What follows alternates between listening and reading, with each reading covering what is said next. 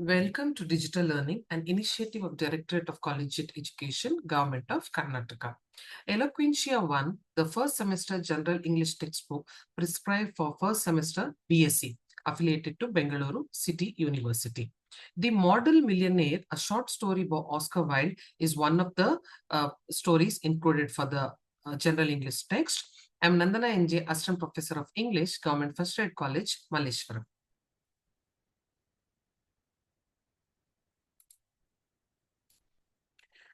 Let us have a look at the contents of the session. This is the second session pertaining to the story, The Model Millionaire. In this session, we shall have a look at the learning objectives of the session outcome. As we saw in the previous session, learning objectives refer to the objectives that the student can look forward to, and session outcome refers to whether the objectives have been met. Recap of the previous session, and then the main phase of the session would be glossary, meaning and explanation of the difficult words are added here. The contextual interpretation of the lesson in detail, the entire story I shall be discussing in detail. And then we shall also have a look at the themes.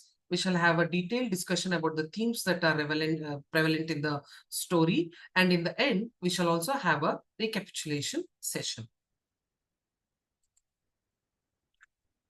The learning objectives of this session are teaching vocabulary. Vocabulary is always very important. You might understand the story when somebody narrates a story to you. You understand the story.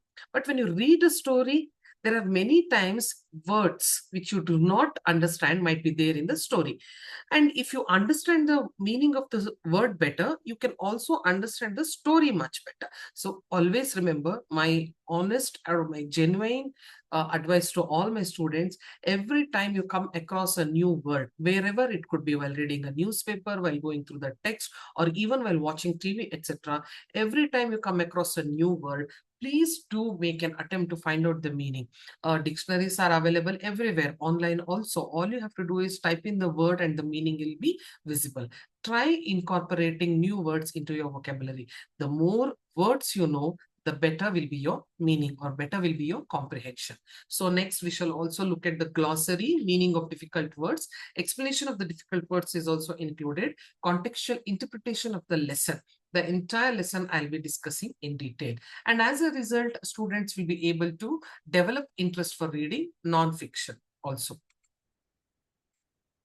The session outcome: at the end of the session, the student will be able to identify the relevance of language and literature, comprehend or understand difficult words in the text. It will also in turn enhance vocabulary, word power, and strengthen linguistic skills. Contextual interpretation of the text for a better comprehension. It will improve vocabulary, word power, and fortify his or her linguistic skills. Recapitulation of the session. Recap of the previous knowledge. In the previous session, these were the aspects I dealt with in detail. Previous, as a knowledge was discussed, we introduced ourselves to the author, introduction of the lesson, purpose of the author, fact, setting, critical commentary, and social themes. All these were seen or discussed detailedly in the previous session.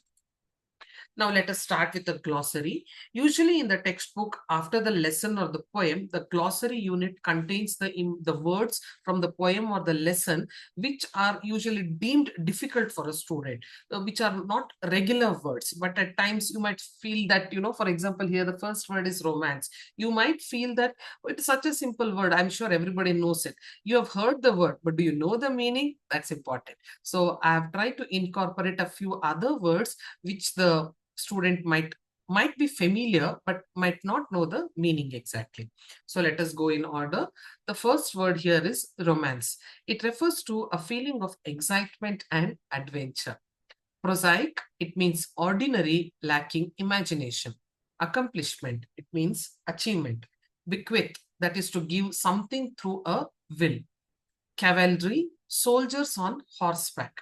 Ineffectual, incompetent, or it also means not effective.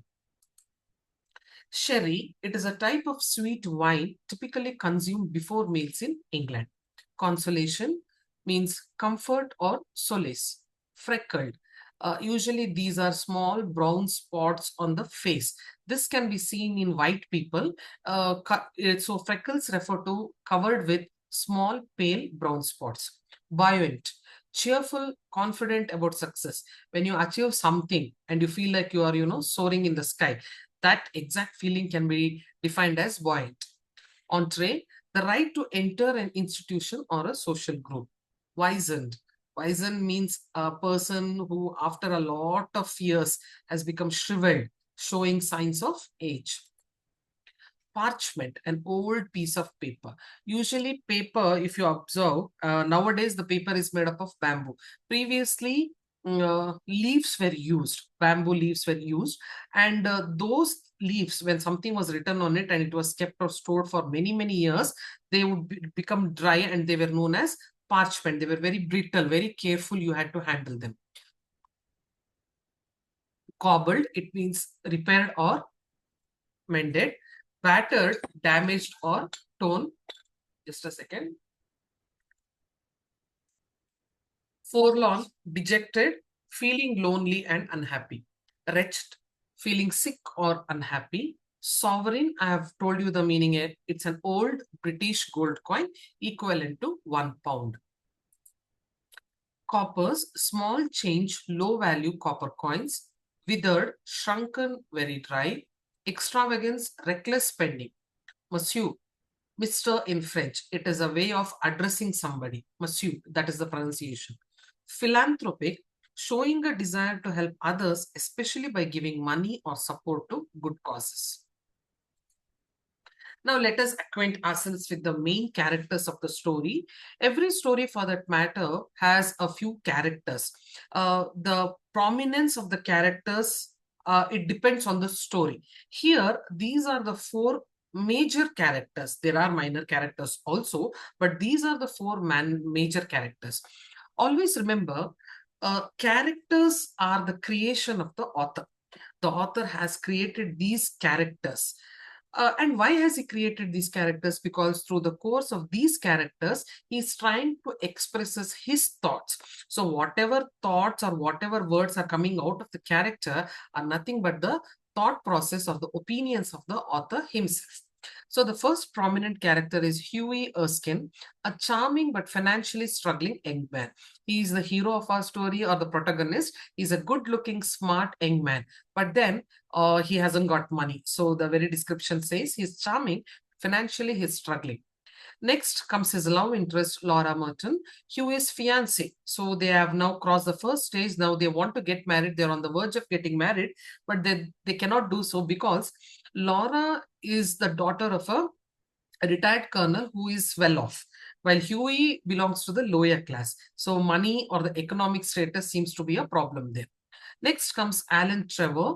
He is a professional artist and Huey's close friend. The last and the most important character is Baron Hausberg, one of the richest men in Europe. He poses as a beggar for a painting. Look at the name there, Baron Hausberg. Baron refers to the title given to usually these noblemen based on their achievements. So this man was one of the richest in Europe. Now let us start the story. The story, as we saw, starts in London, the Victorian era London. In fact, before the story starts, Huey and Laura are already in love. They've already met, they've already fallen in love, and they now want to get married. Huey is a handsome and good-hearted person, a character, but he lacks money or ambition. See, this is something which shows very clearly that he is not a corrupt man. He is a good-hearted man. In fact, he doesn't have money, but he doesn't have ambition as in cunningness also. He wants to marry Laura for love. He doesn't want to marry Laura because she is a rich man's daughter. No, he is a good man. He has a good heart. He is not greedy. He is genuine. He has tried many jobs. For example, he has become a tea merchant, a stockbroker, etc., all without success. It could be that maybe the timing was wrong, or maybe he hasn't got what it takes. He did not have that knack for any of these professions. He was deeply in love with Laura, but her father disapproves due to Hugh's lack of fortune. Always, there seems to be a villain in the love story anywhere you go. And here we can see that the girl's father, Laura's father, he is not the villain, but then poverty seems to be the villain here. And you can't blame the father also. He wants the man who is going to marry his dear daughter to have some money. But then we know, as a reader, we are introduced to Hughie, who has a good heart, but no money. And Colonel Merton, so that is Laura's father, he sets a condition. Hughie must have 10,000 pounds to marry Laura. So when the story starts, we get to see this, the way the story proceeds. Hughie and Laura are in love, very much in love, as seen in the picture given there. They want to get married. And when Hughie approaches Laura's father, Colonel Merton, the father doesn't say no. He doesn't, humiliate Hughie, send him out, nothing of that sort. All he says is he gives a condition. If you want to marry my daughter, you have to make sure that you have 10,000 pounds to marry Laura. Now, Hughie doesn't know what to do because he knows accumulating 10,000 pounds in a short span of time is not an easy task. He hasn't got any stable profession as such through which he can earn that money also. And he doesn't have the cunningness. In fact, he doesn't even have that thought that let me steal the money and go get married to the girl. No, nothing of that sort. Not knowing what else to do, in the afternoon, he visits his friend, Alan Trevor, who is an artist. So he goes to Trevor's studio one afternoon. There, Trevor is painting a life-size portrait of a beggar. So imagine this, as Hughie enters the studio, he can see that his friend Alan is painting something. And what is the subject of his painting? A beggar. And a beggar is actually sitting right there in the studio, posing for the picture. Looking at him, Alan Trevor is painting it. Now, you can see in the picture that I've incorporated here, which is something similar to that. When Hughie enters the studio, when he looks at the old beggar, he is so moved by the beggar's appearance. We saw in the very beginning that Hughie is a very good-hearted person. So he's moved by the model's appearance. Look at the way the beggar is described: old, ragged, and sorrowful. And knowing our good-hearted Hughie, without knowing the man's identity, and Hughie gives him a sovereign, a gold coin, out of sympathy. This happens during the small break when Alan Trevor steps out of the studio for some work, and Hughie is left alone with the beggar. The point to be noted here is the beggar doesn't ask any money from Hughie. But Hughie, when he looks at the beggar, something stirs in him. Maybe that is the goodness, that inherent goodness in him, that kindness that is inherent in every human being. All of our conscience tries to tell us, but then we tend to not listen to our conscience. But here Hughie listens to his voice, inner voice, which told him, help the man. And you know what is the most ironical thing? At that point, Hughie had only one gold coin with him, and that was the only thing he had with him. He could have just kept quiet. It was not his problem. He hadn't called the beggar there to pose for the painting. But then, moved by the man's plight, he didn't even know who the beggar was. He just gave him the gold coin. And yes, the old beggar was slightly surprised when the man gave him the beggar, but then he just took the coin and he kept quiet. Trevor returns, and after Trevor returned, Hughie left. He told him that he will visit him later when he was not busy, and he leaves. And later, when Hughie narrated to Trevor that he had given a gold coin to the beggar, Trevor laughs because he knows the truth there, but then he doesn't tell anything to Hughie at that point because later a twist will be revealed. Now, after that, in the course of the day, later that evening, Trevor visits Hughie at home, visibly excited. Now, when Trevor comes home to visit Hughie, he's so excited. He reveals that the beggar was not a real beggar, but Baron Hausberg, one of the richest men in Europe. Now, I know the first question that comes to our mind is, why would a beggar try to pose as why would a rich man, a rich philanthropic, a rich merchant of Europe, why would he pose as a beggar? Maybe he was artistically inclined. He was a friend of Alan Trevor. He did not mind posing as a beggar. But then he was so authentic in his portrayal of a beggar that Hughie was so moved by him and he had given him the golden coin. Now, the Baron was posing for the painting out of interest in the arts. See, this is very important. And where Trevor wants Hughie to be more cautious about discussing private matters in front of strangers. And then after Alan tells Hughie the truth that the beggar to whom you have given the gold coin is not actually a beggar, but he was one of the richest people in Europe. And he also cautioned his friend further not to discuss his private matters in front of strangers. The next morning, a messenger delivers a sealed envelope to Huey. Now, through the course of the night, Huey is embarrassed the entire night. He is unable to sleep because in his mind he just goes through the action again and again of him giving a gold coin to whom he thought to be a beggar, and now he is aware that it was not actually a beggar, he was a rich man. He is embarrassed, he is worried what will the rich man do to him. And the next morning a messenger delivers a sealed envelope to Huey, and inside is a check for 10,000 pounds from Baron Hausberg. And the note that accompanies the money reads, a wedding present to Huey Erskine and Laura Merton from a beggar. Now imagine you are Huey, you have done this and you receive such a reward. What will be your reaction? Exactly, that's how Huey also reacts. Huey is overwhelmed. Overwhelmed means wherein you are unable to contain your happiness. Overwhelmed with gratitude and joy because the money solves all his problems. Huey and Laura marry with the Baron's generous gift. Baron Hausberg later jokes that models should be paid generously, especially millionaires.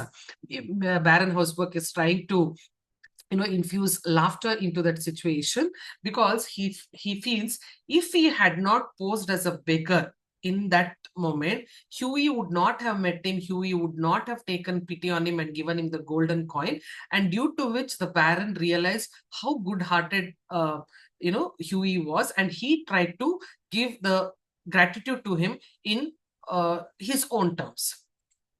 So the themes that we get to see from this story are: kindness is priceless. Yes, you can say kindness has a price. If Huey had not given one sovereign coin, maybe all this would not have happened. But then you cannot put a price tag to kindness. Huey's generosity comes from the heart.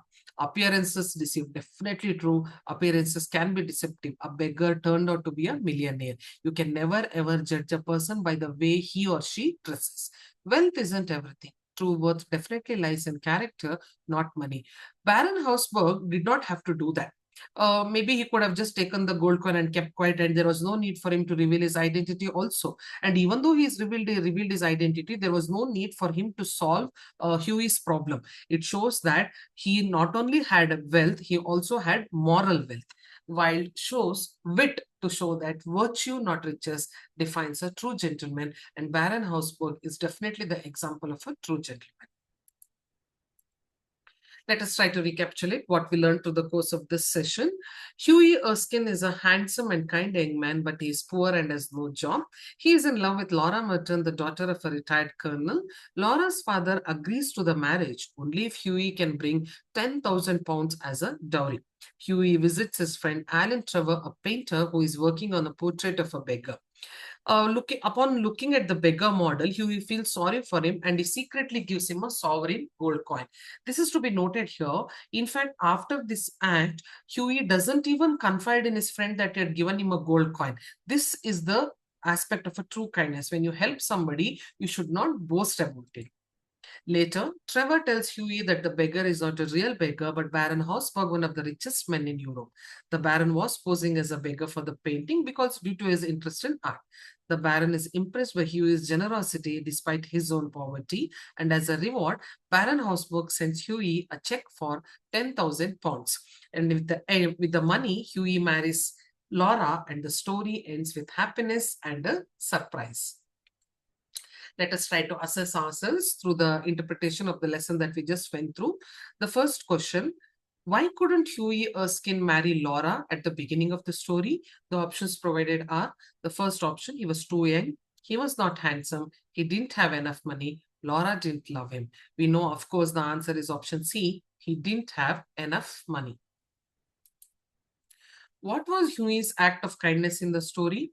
He painted a portrait, he gave a sovereign to a beggar, he helped Baron Hausberg find a job, he donated money to charity. The answer is option B, he gave a sovereign to a beggar. Who was the beggar in reality? The options provided are: a soldier, a poor artist, a thief in disguise, or a rich man named Baron Hausberg. The answer is option D, A rich man named Baron Haussmann. What was the reward given to Huey for his kindness? A gold medal, a job at the palace, a check for 10,000 pounds, or a painting by Trevor? The answer is option C, a check for 10,000 pounds. The last question. What theme does the story mostly highlight? Adventure of travel? Definitely not.